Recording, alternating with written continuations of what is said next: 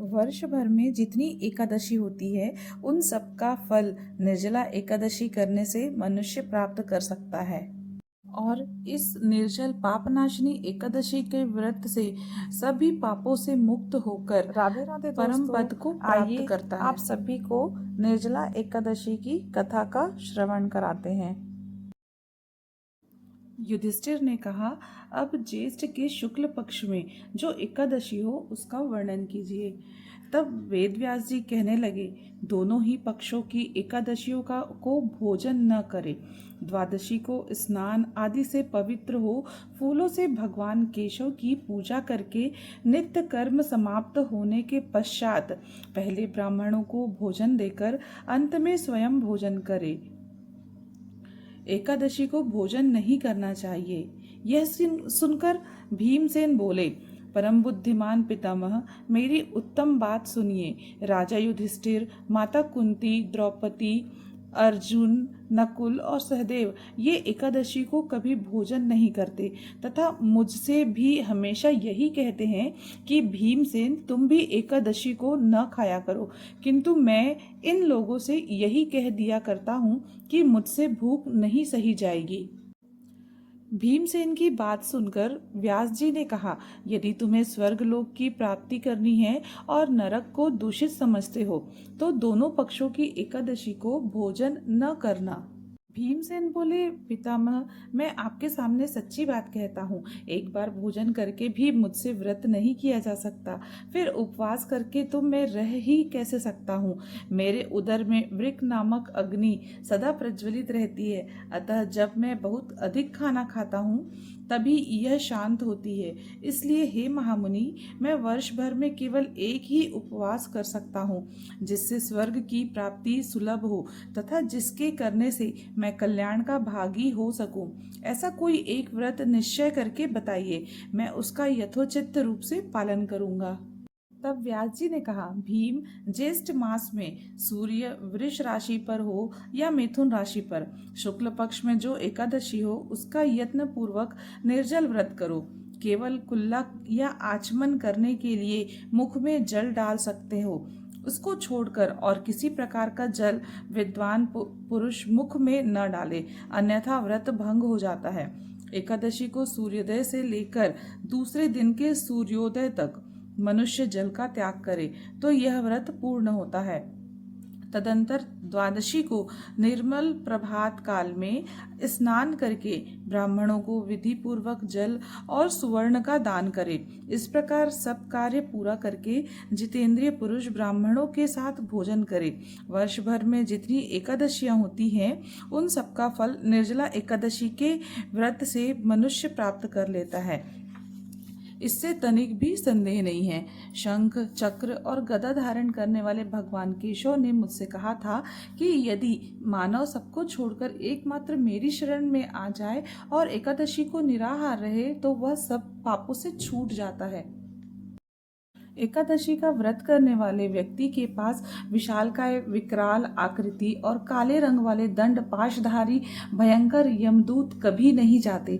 अंतकाल में पीतांबरधारी, सौम्य स्वभाव वाले, हाथ में सुदर्शन धारण करने वाले और मन के समान वेगशाली विष्णु दूत आकर इस वैष्णव पुरुष को भगवान विष्णु के धाम ले जाते हैं। अतः निर्जला एकादशी को पूर्ण यत्न करके अर्थात पूर्ण प्रयास करके उपवास करना चाहिए।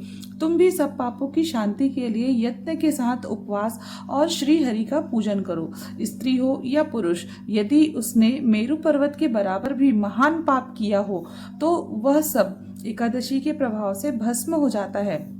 जो मनुष्य उस दिन जल के नियम का पालन करता है वह पुण्य का भागी होता है।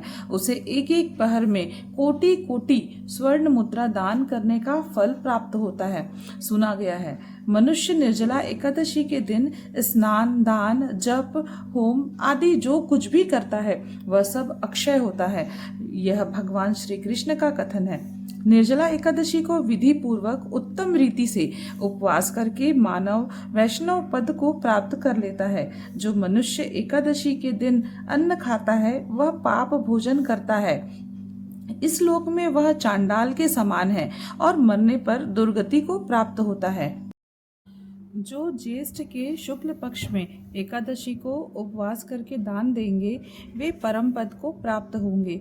जिन्होंने एकादशी को उपवास किया है वे ब्रह्म हत्यारे, शराबी, चोर तथा गुरुद्रोही होने पर भी सब पापों से मुक्त हो जाते हैं। हे कुंती नंदन, निर्जला एकादशी के दिन श्रद्धालु स्त्री पुरुष के लिए जो विशेष दान और कर्तव्य बताए गए हैं उन्हें सुनिए। इस दिन जल में शयन करने वाले भगवान विष्णु का पूजन और जलमयी गाय का दान करना चाहिए अथवा प्रत्यक्ष गाय या धृतमयी घेनु का दान करना उचित होता है। पर्याप्त दक्षिणा और भांति भांति के मिष्ठानों द्वारा यत्नपूर्वक ब्राह्मणों को संतुष्ट करना चाहिए। ऐसा करने से ब्राह्मण अवश्य संतुष्ट होते हैं और उनके संतुष्ट होने पर श्री हरि मोक्ष को प्रदान करते हैं। जिन्होंने शम, दम और दान में प्रवृत्त हो श्री हरि की पूजा और रात्रि में जागरण करते हुए इस निर्जला एकादशी का व्रत किया है, उन्होंने अपने साथ ही साथ बीती हुई 100 पीढ़ियों को और आने वाली 100 पीढ़ियों को भगवान वासुदेव के परम धाम में पहुंचा दिया है। निर्जला एकादशी के दिन अन्न, वस्त्र, गौ, जल, शैया, सुंदर आसन, कमंडलू तथा छाता का दान करना चाहिए।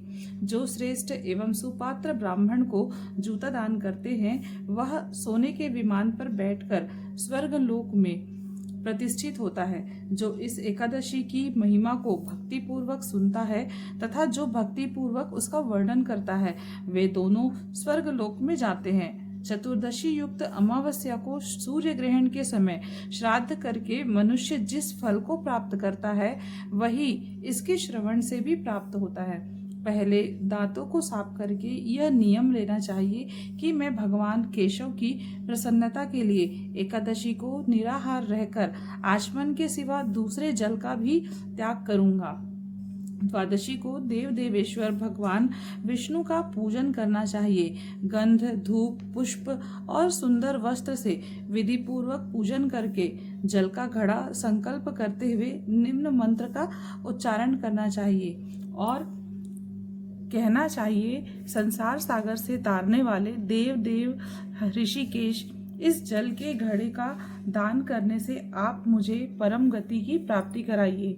हे भीमसेन, ज्येष्ठ मास में शुक्ल पक्ष की जो शुभ एकादशी होती है उसका निर्जल व्रत करना चाहिए तथा इस दिन श्रेष्ठ ब्राह्मणों को शक्कर के साथ जल के घड़े दान करने चाहिए। ऐसा करने से मनुष्य भगवान विष्णु के समीप पहुंचकर आनंद का अनुभव करता है। तत्पश्चात द्वादशी को ब्राह्मणों को भोजन कराने के बाद स्वयं भोजन करें। जो इस प्रकार पूर्ण रूप से पापनाशिनी एकादशी का व्रत करता है वह सब पापों से मुक्त हो उत्तम पद को प्राप्त करता है। यह सुनकर भीमसेन ने भी इस शुभ एकादशी का व्रत आरंभ कर दिया। तब से यह लोक में पांडव द्वादशी के नाम से विख्यात हुई।